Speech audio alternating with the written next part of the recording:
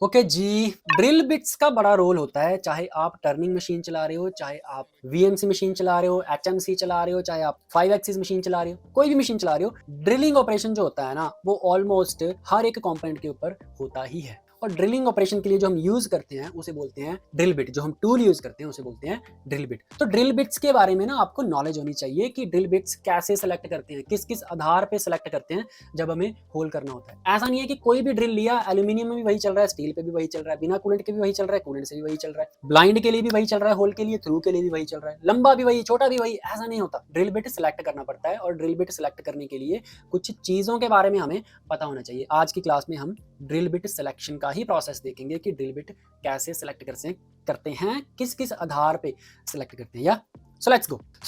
सो drill bits. तो सबसे पहले what is a drill bit. अच्छा, स्टार्ट करने से पहले मैं आपको बता दूं कि मेरा सीएनसी टर्निंग का जो कोर्स है, वो पहला मेरा कोर्स जो है वो मेरी वेबसाइट पे लॉन्च हो चुका है आप सबके लिए। आप वहां जाके वो कोर्स खरीद सकते हो। बहुत सारे फीचर्स डाले हैं मैंने उसमें। चीजों को इतनी आसान तरीके से मैंने ब्रेक करके समझाया उसमें कि आपकी कोई भी क्वालिफिकेशन हो, आप बड़ी आसानी से मशीन को बिल्कुल जड़ से एंड तक समझ जाओगे। बहुत ही सस्ता कोर्स है और आपको ये लाइफ टाइम वैलिडिटी के साथ मिलेगा। ये सबसे बड़ी बात है। आप एक बार ये कोर्स खरीदोगे, सारी जिंदगी के लिए ये कोर्स आपका हो जाएगा। चाहे 10 साल बाद भी आके आप देखो कि भाई ये चीज मुझे भूल गई थी, मुझे दोबारा देखनी है। इसके साथ साथ जितनी भी फ्यूचर क्लासेस मैं बनाऊंगा टर्निंग पे, चाहे वो यूट्यूब पे बनाऊं चाहे कहीं भी बनाऊं, वो सारी क्लासेस आपको उस कोर्स के अंदर फ्री में ऐड होती रहेंगी। प्लस इस premium quality PDF study material के साथ। ये जो स्टडी मटेरियल है इसे बनाने में घंटों लगते हैं, सोचने में घंटों लगते हैं। ये मटेरियल, ये स्टडी पीडीएफ फाइल्स आपको फ्री में ऐड होती रहेंगी। वहां पे आप जब चाहो जाके डाउनलोड करो, उसे अपने पास रखो, ऑफलाइन स्टडी करो, जैसे भी करो।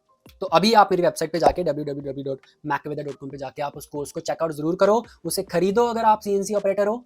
अगर और आपको कुछ डाउट है तो आप मुझे मेरे व्हाट्सएप नंबर पे मैसेज कर सकते हैं कि ये चीज़ मुझे कोर्स में समझ नहीं आ रही। आप बता सकते हो कि इसको कैसे एक्सेस करूं, ऐसे करके। तो ठीक है, स्टार्ट करते हैं। What is the drill bit. सबसे पहले तो जल्दी जल्दी देख लेते हैं ड्रिल होती क्या है। सबको आपको पता है, मुझे पता है, ठीक है, लेकिन शुरू से शुरू करना है तो शुरू से शुरू करेंगे ना फिर।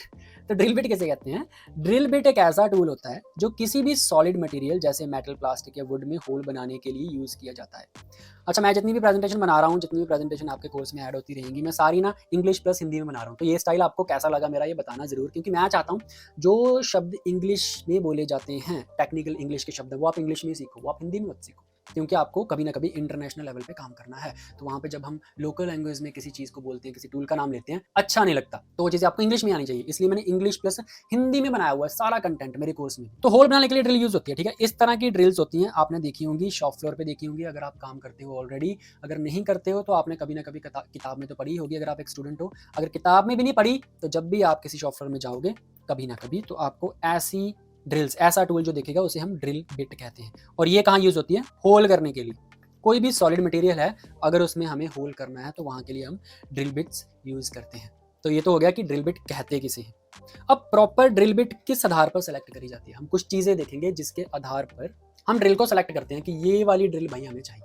तो सबसे पहले नंबर पे क्या आता है, मटेरियल के आधार पर। कौन कौन सा मटेरियल होता है ड्रिल्स का, मेनली कॉमनली यूज होने वाला। सबसे पहला होता है हाई स्पीड स्टील की ड्रिल, जो होती है जनरल पर्पस के लिए यूज होती है। हाई स्पीड स्टील की जो ड्रिल्स होती है ना, वो ज्यादातर सॉफ्ट मेटल के लिए यूज होती है। सॉफ्ट मेटल में आपको बताता हूँ, एल्यूमिनियम के लिए यूज कर सकते हो, ब्रास के लिए यूज कर सकते हो, कॉपर के लिए यूज कर सकते हो, एमएस के लिए यूज कर सकते हो, C45 में भी चल जाती है, ये P20 जैसे मटेरियल में भी चल जाती है, लेकिन बार बार आपको ग्राइंड करनी पड़ेगी। लेकिन बहुत ज्यादा हार्ड मटेरियल है उन पे नहीं चलती है। आप D2 मटेरियल पे चले जाओ, वहां नहीं चलेगी। और टाइटेनियम, इनकनल जैसी मटेरियल को तो देखते ही टूट जाएगी टच होने से पहले ठीक है। तो सॉफ्ट मेटल के लिए यूज होती है।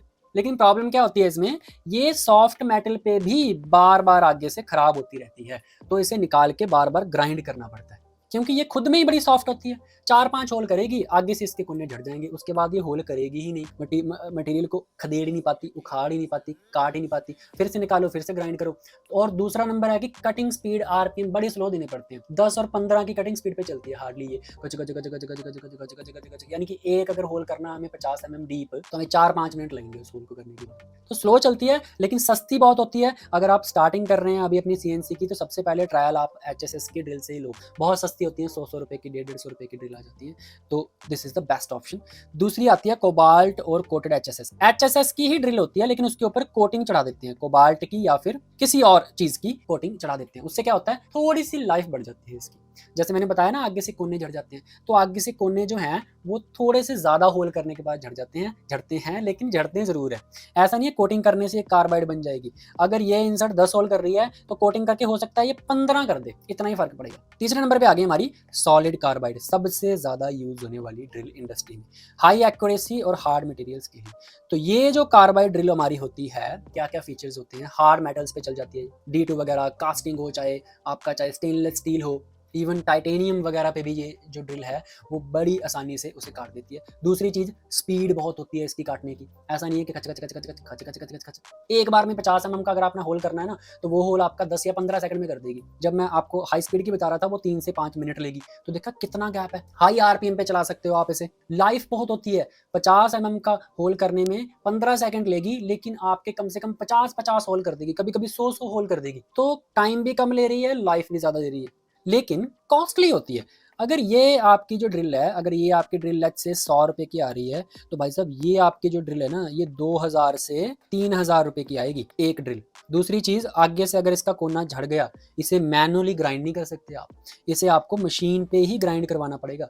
क्योंकि ये मैनुअली ग्राइंड करने के बाद हल्का फुल्का कोना ऊपर नीचे भी रह गया ना, कोई बात नहीं, लेकिन अगर इसका हल्का सा भी कोना दाएं बाएं हो गया तभी टूट जाएगी। तो इसलिए जब आपके पास हार्ड मटेरियल हो, जब कंपनी के पास पैसे की कमी नहीं हो, जब आपको प्रोडक्शन तेज करनी हो, कटिंग पैरामीटर्स हाई रखने हो, आप ये वाली सॉलिड कार्बाइड ड्रिल चूज करोगे।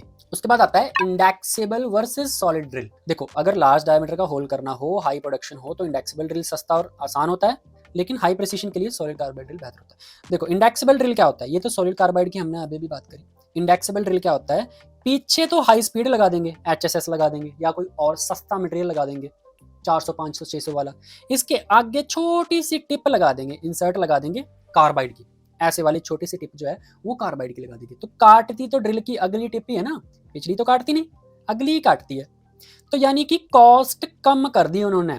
इतना कार्बाइड जो होता है बहुत महंगा होता है। अगर आप सेकंड हैंड कार्बाइड भी खरीदोगे ना, 5000 रुपए केजी के हिसाब से आता है 1 किलो, और ये भारी बहुत होता है। ऐसा मत समझना कि 1 किलो में आपकी 50 ड्रिल आ जाएंगी।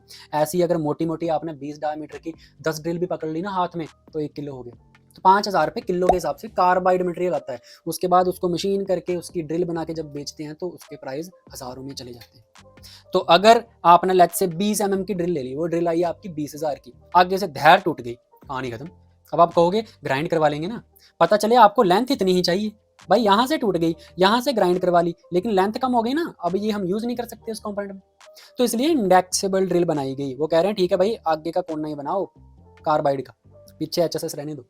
तो जैसे ये कार्बाइड का कोना खराब हो जाता है, इसे खोल के फेंक देते हैं, दूसरा कोना फिर से लगा लेते हैं। तो इस इंसर्ट सिस्टम को, जो हम इंसर्ट्स चेंज कर सकते हैं, हेड चेंज कर सकते हैं, इसे इंडेक्सेबल इंसर्ट सिस्टम बोलते हैं। ठीक है, इंडेक्स कर सकते हैं हम, इसको उठा के दूसरी, दूसरी को उठा के ये।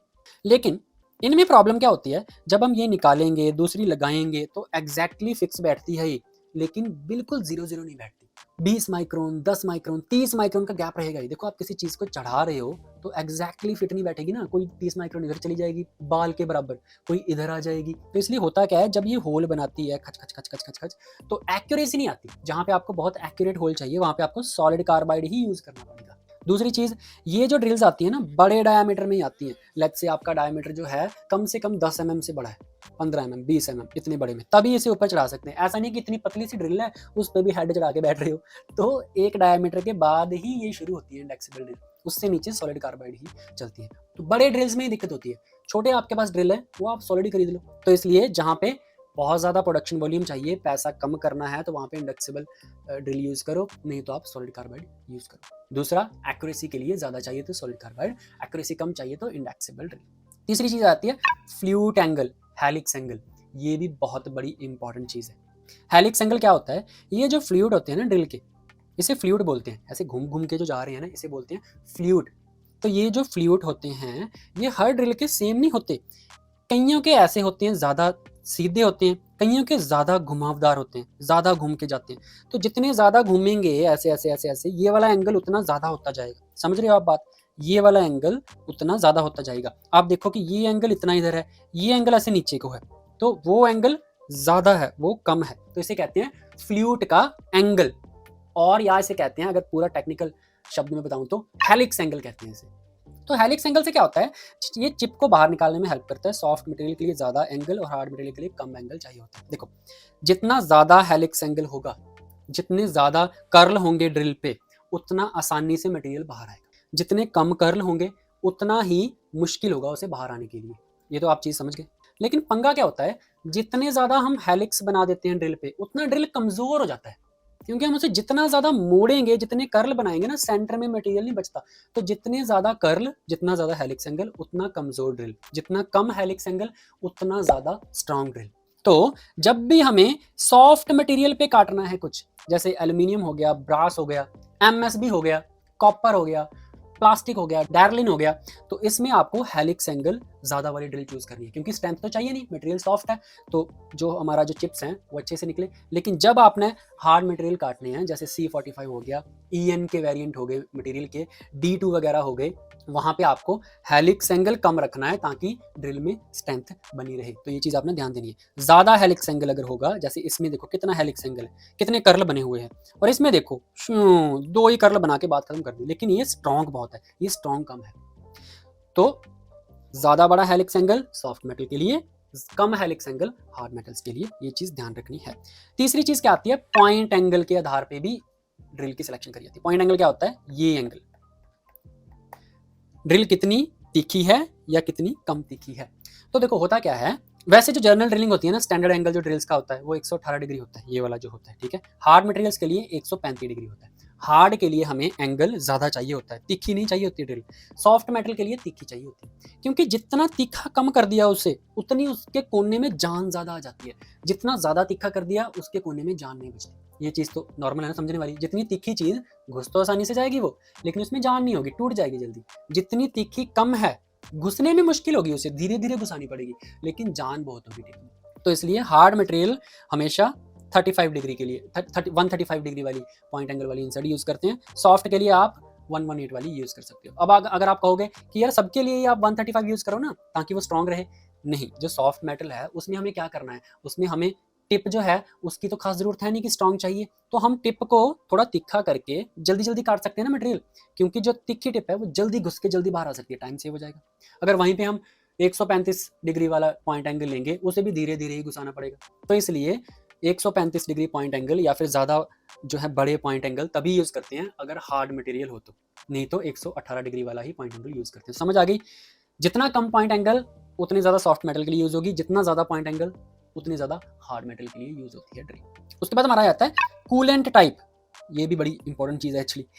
अगर डीप होल करना हो तो थ्रू कूलेंट ड्रिल यूज करना चाहिए ताकि हीट और चिप दोनों कंट्रोल रहे। देखो जो ड्रिल होती हैं थ्रू कूलेंट भी होती है। थ्रू कूलेंट क्या होता है, एक तो कूलेंट साइड से गिरता है, एक थ्रू कूलेंट होता है सीधा स्पिंडल में से आके सीधा ड्रिल में घुस के उसके मुंह से निकलेगा बाहर। कहाँ से निकलेगा, ये जो होल बने होते हैं छोटे छोटे, ये पूरे ड्रिल के अंदर बने होते हैं और ऐसे ऐसे कूलेंट निकालते हैं। तो इससे फायदा क्या होगा, जब वो काटेगा कूलेंट नीचे बिल्कुल उसके मुंह पे जाके डलेगा और उसको ठंडा रखेगा। दूसरी चीज, जब वो बाहर निकलेगा तो चिप्स को साथ में लेके आएगा। तो जब बहुत ज्यादा डीप होल करना हो ना ड्रिल, तो चिप्स अंदर फंस जाते हैं। और ड्रिल को तोड़ने का सबसे मेजर इशू क्या होता है, सबसे मेजर रीजन क्या होता है ड्रिल टूटने का, चिप्स अटकते हैं साले उसमें। चिप्स बाहर नहीं आते यार, चिप्स अटक जाते हैं, ड्रिल टूट जाती है। तो मेजर चीज हमें यही देखनी होती है कि इसके चिप्स कैसे निकालें।